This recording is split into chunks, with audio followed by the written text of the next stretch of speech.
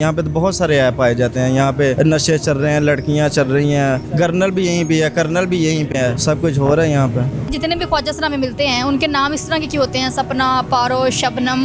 नहीं, वो लड़कियों जैसे नाम रखेंगे, पारशीद तशीदा बर्फ वाला थोड़ी ना रखेंगे। जब पैदा हुए थे आप कहाँ? किसी डेरे पे थी, 7-8 साल की थी, तो मुझे कहते थे तुम्हारा बोलना चलना फिरना अच्छा नहीं, घर से मारना पीटना हमें, तो हमने फिर घर छोड़ दिया। फिर लोगों को किस तरह फेस? बस नज़रअंदाज करते हैं और क्या करना। अगर इन लोगों की बातें सुनने लगे हम तो कुछ भी नहीं कर पाएंगे। फिर हम ज़िंदगी को बेहतर भी बना सकते हैं, ज़रूरी नहीं हम ये काम करें। मैंने ऐसा ख्वाजा सरा भी देखे हैं जो ये काम नहीं करते, वो मेहनत वाले काम करते हैं। कोई पार्लर बना लेते हैं, कोई शॉप बना लेते हैं। आजकल तो पुलिस वाले भी ख्वाजा सरा। नाज़रीन, मेरे साथ 2 ख्वाजा सरा मौजूद है, हम इनसे बात करते हैं कि कहाँ जा रहे हैं और इनकी जो लाइफ है वो किस तरह की चल रही है। अस्सलाम वालेकुम। जी वालेकुम सलाम। क्या नाम? सपना। और आपका क्या नाम है? पारो। पारो। अच्छा, मुझे सबसे पहले एक बात बताएं कि जितने भी ख्वाजा सरा में मिलते हैं उनके नाम इस तरह के क्यों होते हैं? सपना, पारो, शबनम, मतलब इस तरह के। नहीं, वो लड़कियों जैसे नाम रखेंगे, पारशीद तशीदा बर्फ वाला थोड़ी ना रखेंगे। नहीं तो देखे ना, लड़कियों वाले भी तो नाम रखो, जिस तरह मतलब मेरा नाम हुमैरा है तो सुमैरा, हुमैरा, आयशा, मतलब इस तरह के नाम क्यों नहीं? बस ये नाम है, मतलब हमें ये दुनिया वाले ये नाम देते हैं, माँ बाप थोड़ी ना रखते हैं। जो किसी को अच्छा लगता है, माँ बाप नहीं रखते? लोग जब पिक नेम जो किसी को अच्छा लगता है वो रखते हैं। आपके माँ बाप ने आपका नाम नहीं रखा? नहीं, मुझे माँ बाप याद ही नहीं कहाँ पे हैं वो। जब पैदा हुए थे आप कहाँ? किसी डेरे पे थी। डेरे पे थे? हाँ जी। बड़े कहाँ हुए? इसी डेरे पे।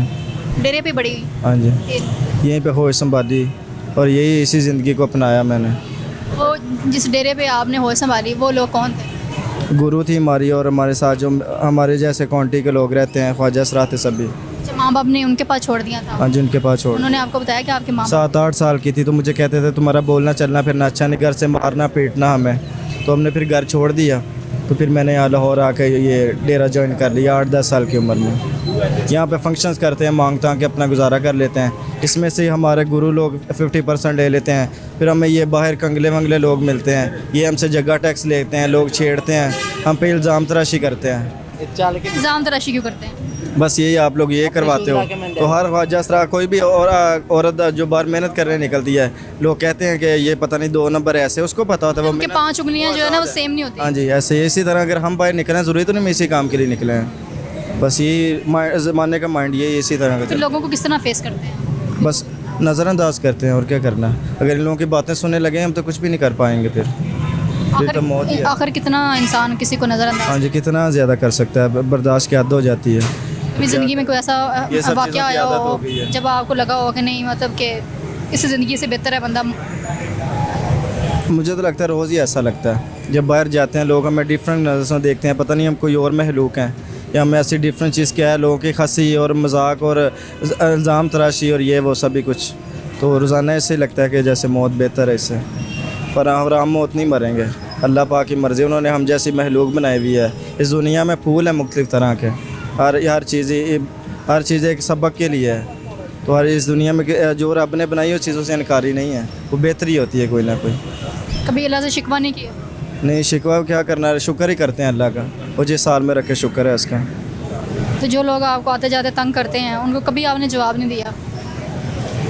क्या करेंगे, मुझे लगता है इन लोगों की तरबीयत ही ऐसी हैं शायद। अच्छे जो लोग, जो पढ़े लिखे लोग हैं, जिस तरह के आप हमसे बात तरीक़ेकार से कर रही हैं, इस तरह करें तो कोई मसला नहीं। पर जब वो करते हैं तो हमें समझ आता है कि उनके अंदर जो किसी के माइंड में भरा है वो किसी पे वही थोपेगा।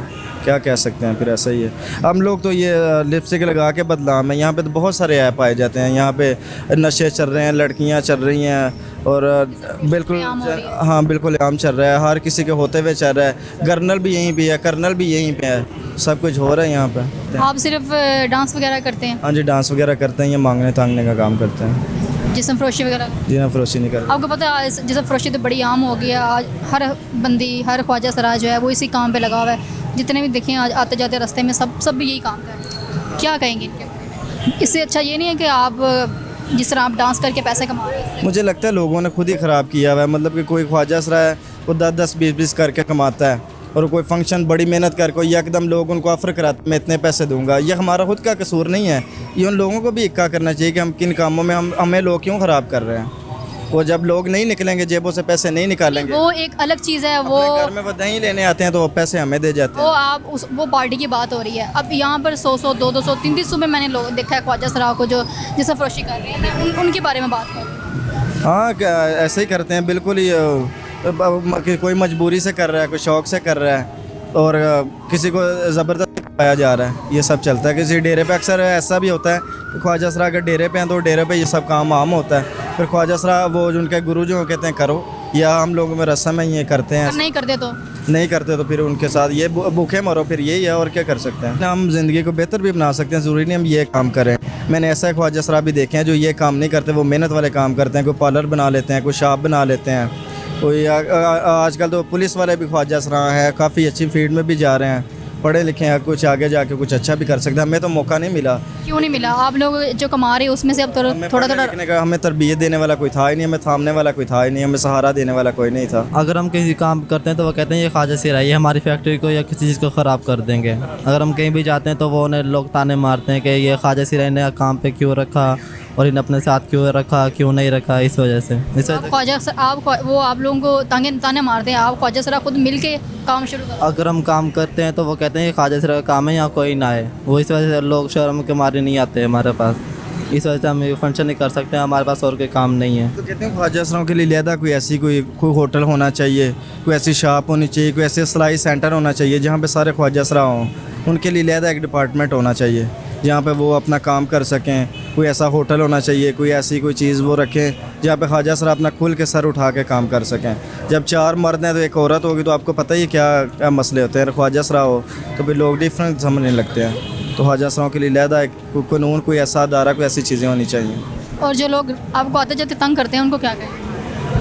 उन लोगों को ये कहूँगा कि जो इस दुनिया में बेचना है वही काटोगे आप लोग। अगर किसी को छेड़ोगे तो आपके भी अंदरों अंदर कोई ना कोई छेड़ा ही होगा आपको। तो जी नाज़रीन, जिस तरह के इनका कहना है कि ख्वाजा सरा के लिए भी एक अलग कोई अदारा वगैरह बना दिया जाए जहाँ पर ये भी इज़्ज़त से काम कर सके, इज़्ज़त से अपनी ज़िंदगी गुजार सके। तो इसी के साथ मुझे इजाज़त है, अगली वीडियो में मुलाकात होती है, तब तक के लिए अल्लाह हाफ़िज़।